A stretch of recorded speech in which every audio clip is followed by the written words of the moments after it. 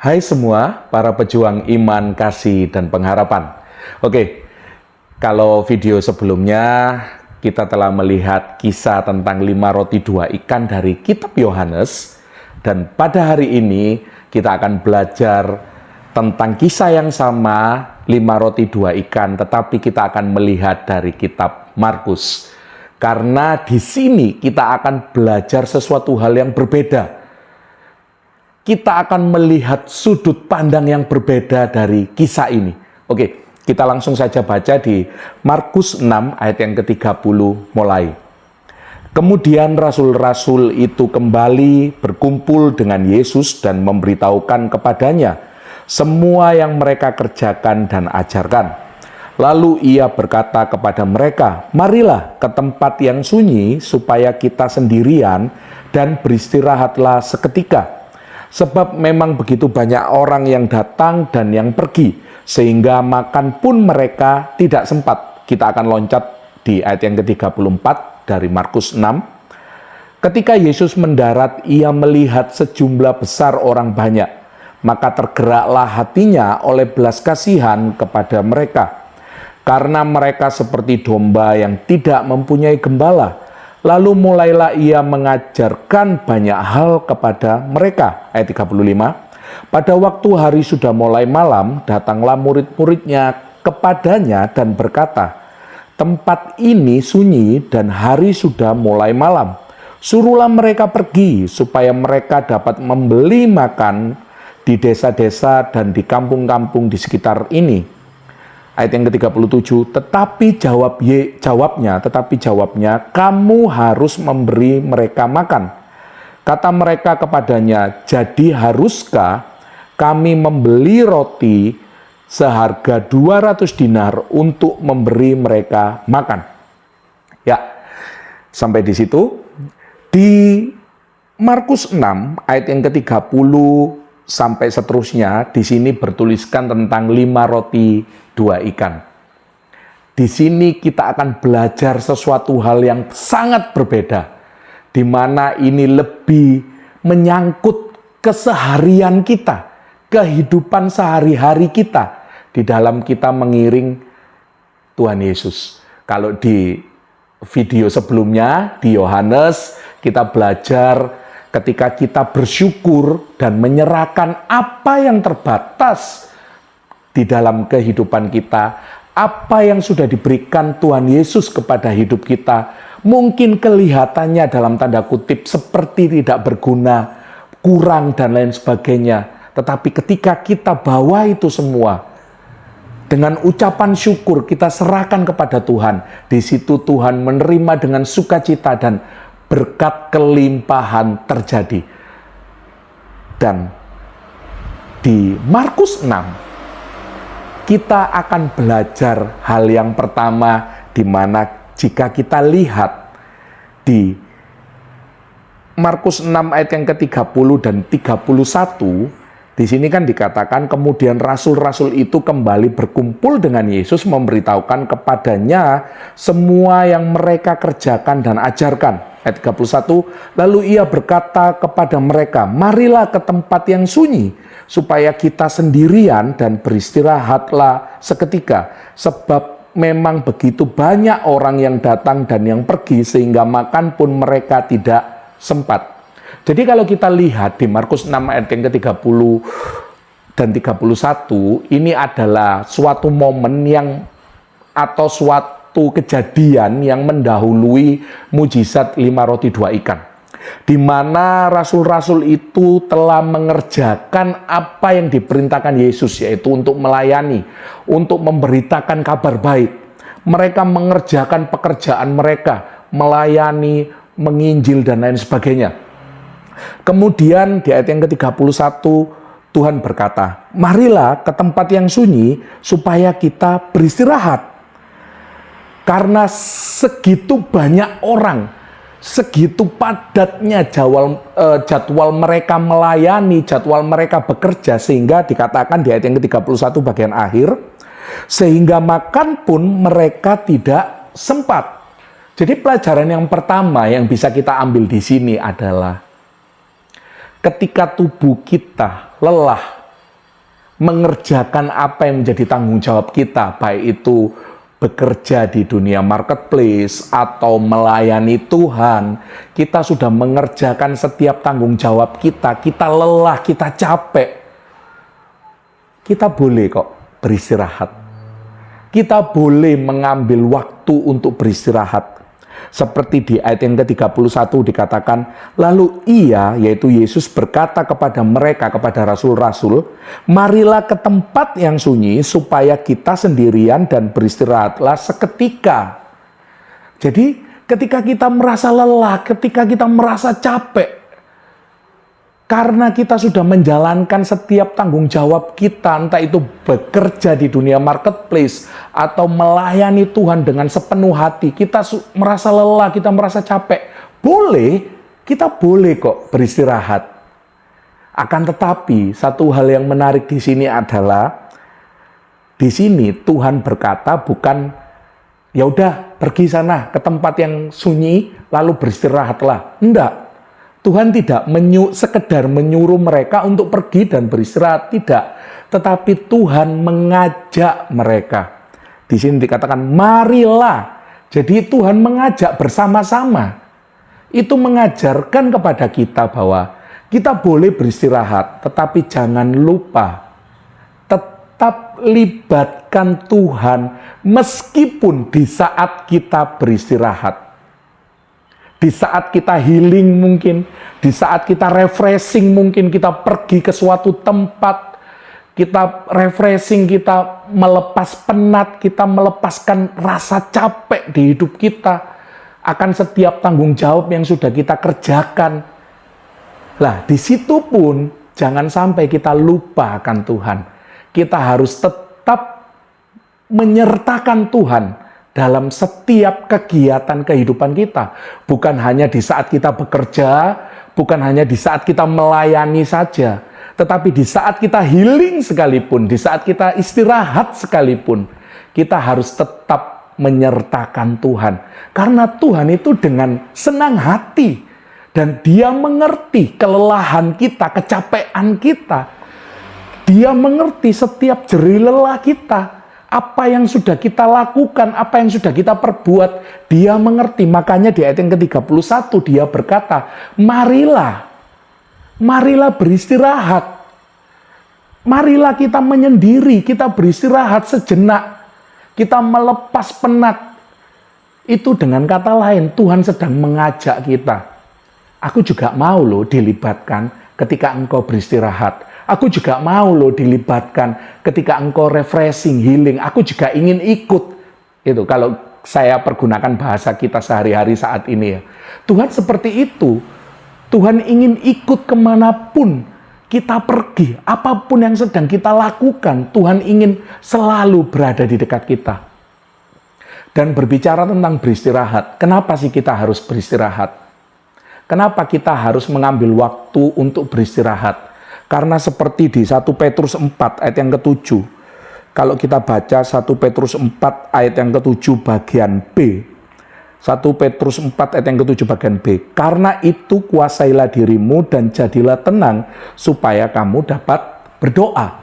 Kalau kita capek, kalau kita lelah, kita menjadi pribadi yang tidak tenang, kita menjadi pribadi yang mungkin karena rasa capek, rasa lelah itu membuat emosional kita meledak-ledak, kita gampang marah dan sebagainya. Kita tidak menjadi orang yang sabar dan lain sebagainya.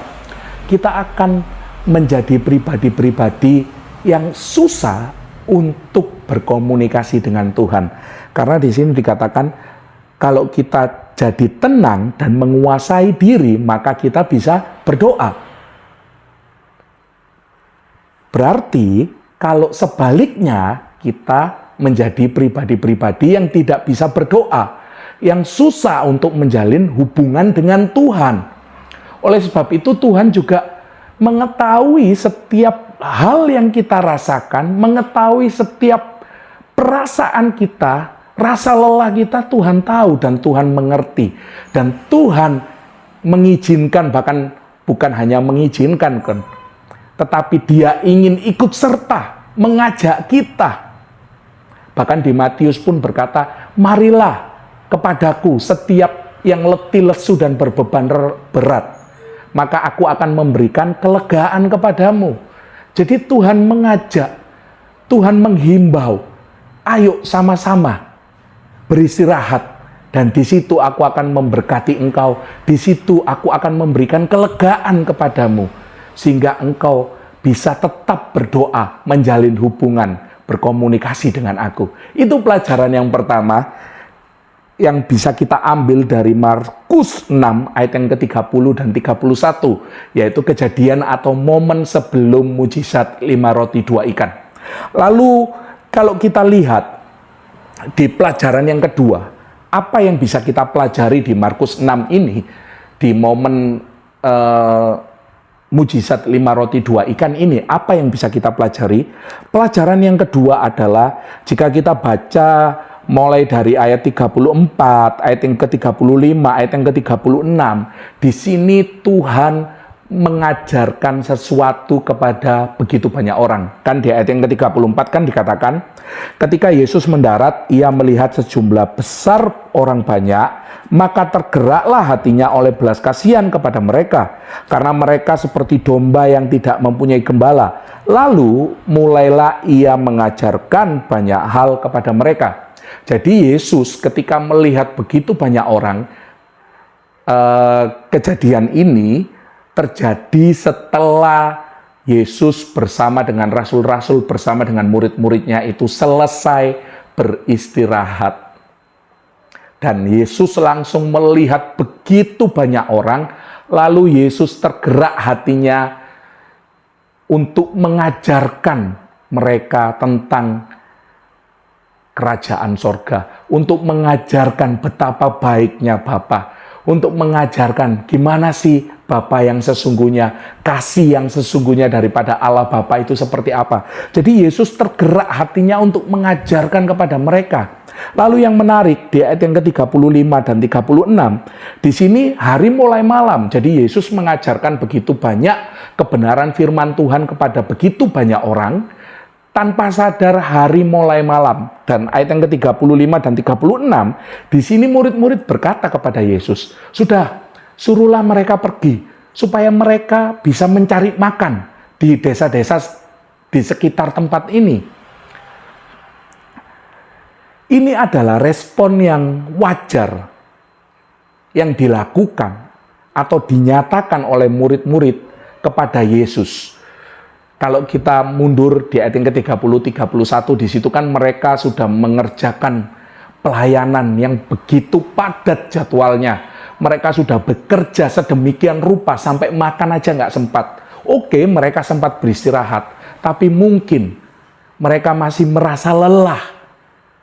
Dan di ayat yang ke-34, Yesus langsung mengajarkan begitu banyak orang, mengajar firman kepada banyak orang, sampai tidak sadar hari mulai malam. Lalu murid-murid berkata, sudah Yesus, sudah Guru, suruh mereka pergi supaya mereka bisa makan, mencari makan sendiri. Sudah biarkan mereka. Ayo kita juga beristirahat. Ini respon yang wajar. Karena mungkin mereka masih lelah, mereka masih capek mungkin.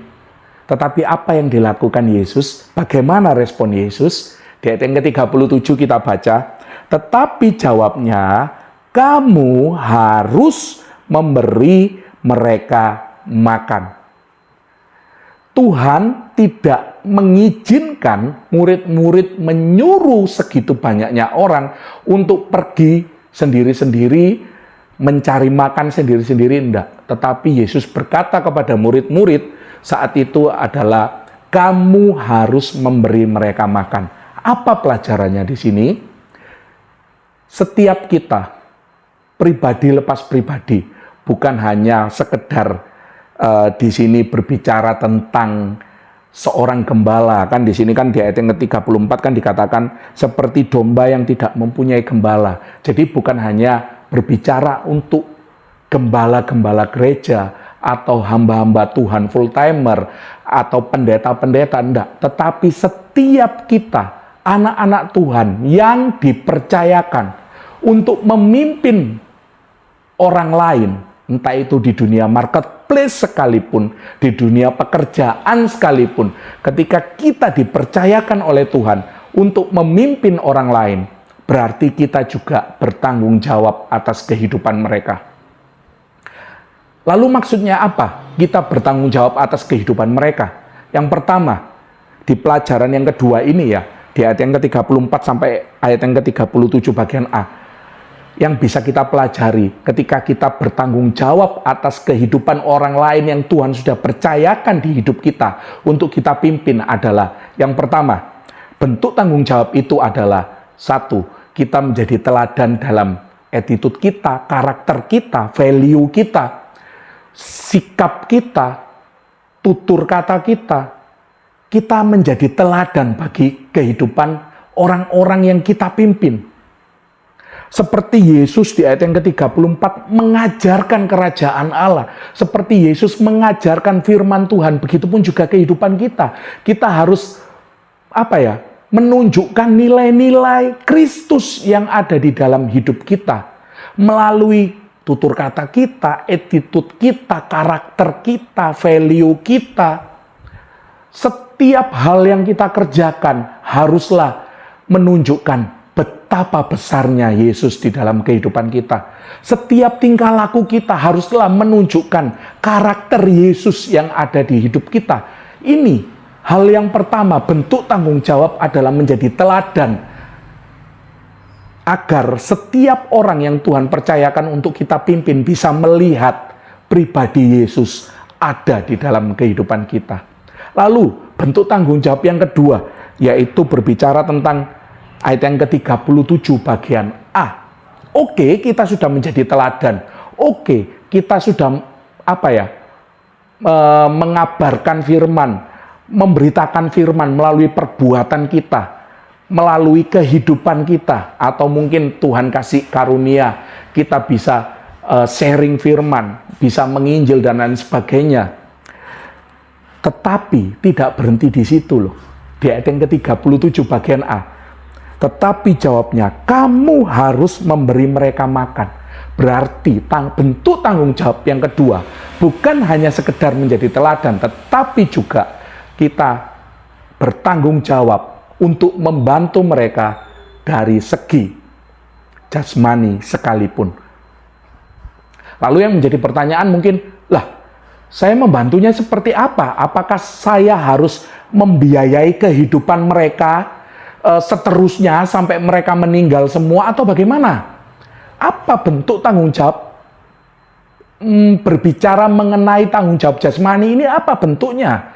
Bagaimana aplikasinya dalam kehidupan sehari-hari? Apakah saya harus membiayai setiap hari sampai mereka meninggal? Apakah seperti itu? Enggak. Kalau kita baca di ayat yang ke-37 bagian B, kata mereka, jadi kata murid-murid kepada Yesus, jadi haruskah kami membeli roti seharga 200 dinar untuk memberi mereka makan? Nah, ini kan sama halnya dengan, berarti aku harus bertanggung jawab gitu dengan kehidupan mereka, membiayai hidup mereka setiap hari sampai mereka meninggal, sampai mereka mati. Seperti itu kah? Kalau 38 kita baca, inilah respon Yesus. Tetapi ia berkata kepada mereka, berapa banyak roti yang ada padamu? Cobalah periksa. Sesudah memeriksanya, mereka berkata, 5 roti dan 2 ikan. Kalau dalam terjemahan yang lain, Tuhan itu bertanya kepada mereka, berapa banyak roti yang ada padamu? Itu bukan semata-mata berbicara, kamu punya berapa? Enggak, tetapi di sekelilingmu coba cari. Kalau terjemahan yang lain ya, coba murid-murid coba cari. Adakah yang mempunyai roti di sekitarmu? Oh, ada Tuhan. Ya, punya cuma sekedar 5 roti 2 ikan. Ini kan seperti sesuatu hal yang tidak berguna ya. Untuk memberi makan segitu banyaknya orang, tetapi hanya punya 5 roti 2 ikan. Itu mengajarkan kepada kita adalah bentuk kedua, di mana kita, orang-orang yang dipercayakan oleh Tuhan untuk memimpin orang lain, bentuk tanggung jawab yang kedua adalah kita juga bertanggung jawab dari segi jasmani, di mana kita bisa membantu orang-orang di bawah kita dalam hal jasmani itu. Contohnya seperti ini.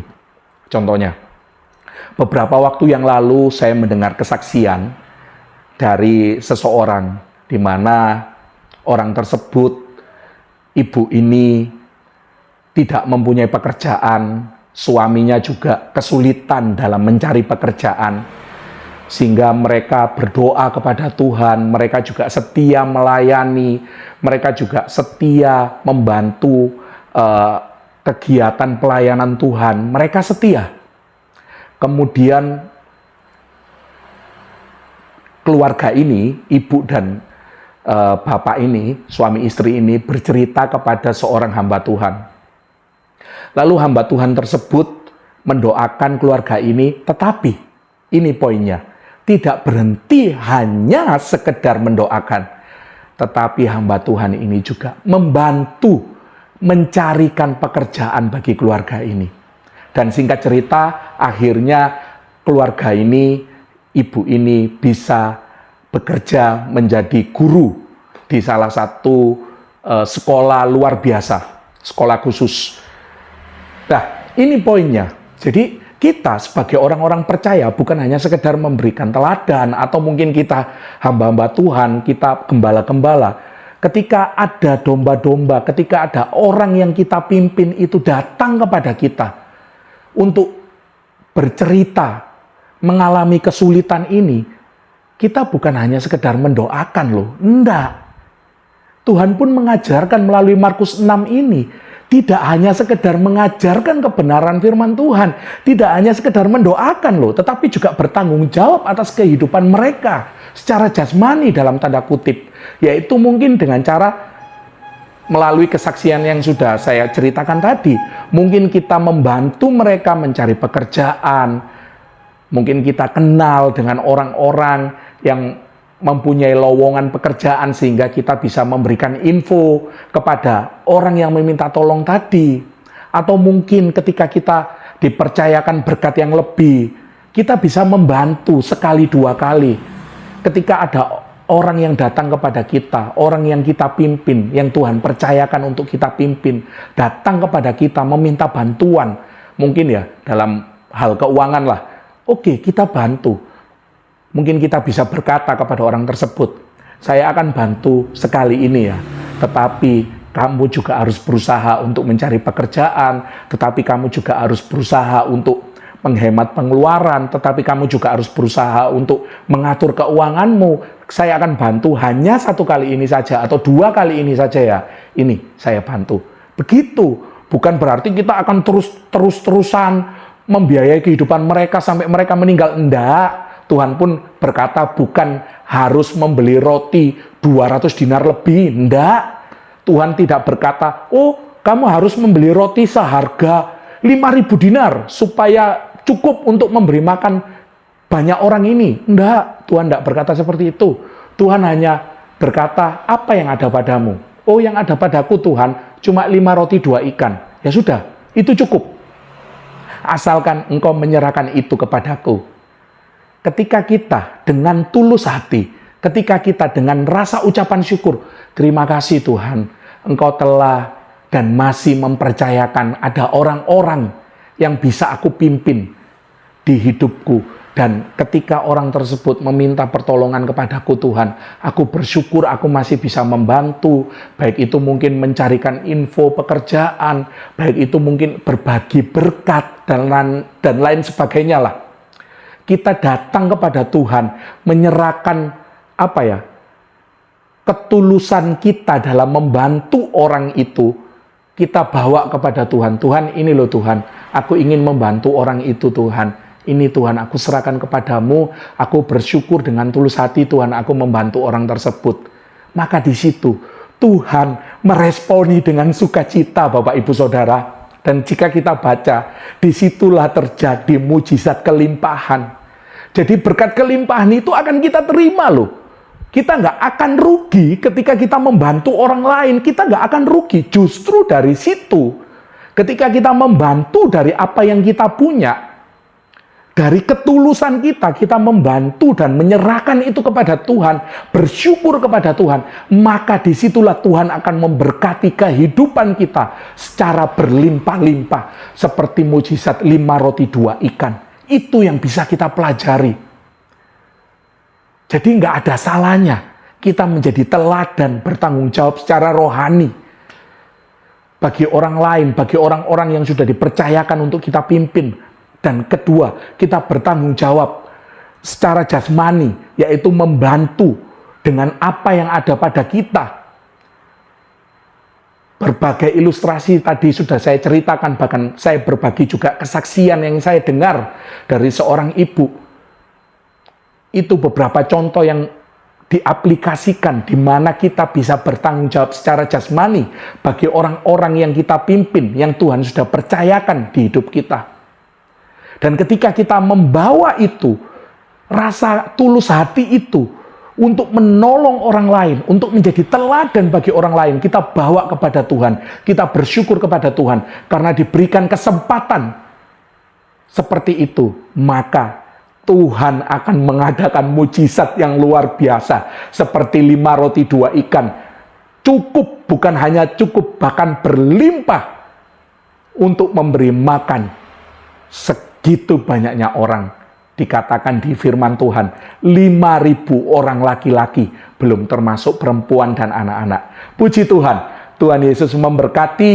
Jadi Bapak Ibu Saudara, jangan lupa untuk menerapkan setiap firman Tuhan yang sudah kita dengar, yang sudah kita pelajari, agar firman tersebut bisa berbuah dalam kehidupan kita.